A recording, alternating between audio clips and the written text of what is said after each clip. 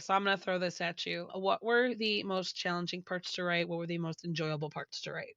For me, the most difficult parts to write were Cicely's parts, especially as someone since she's more contemporary than the others. And I could actually see what she was going to lose in terms of modern day technology, modern in the 60s. And then, of course, the fact that she had a job, she had a husband, she had a family, and putting myself in her head was actually very painful. So, that actually part four, I actually knew what was going to happen, and that was the dread for me as an author to actually have to Mm, put myself knowing that was coming. That was actually hard.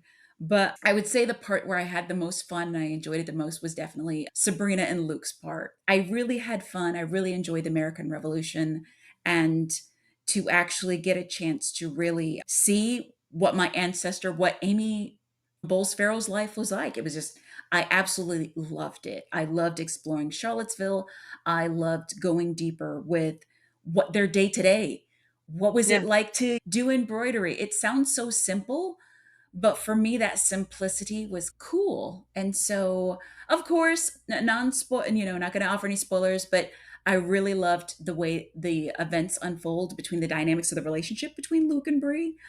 It was Uh, hard to really put myself in the character and imagine what was her like, what her options were, the fact that what she was pining for someone, and what were her options in that situation to where future events were going to paint how these events happened. So, yeah. yeah, that was hard. Yeah.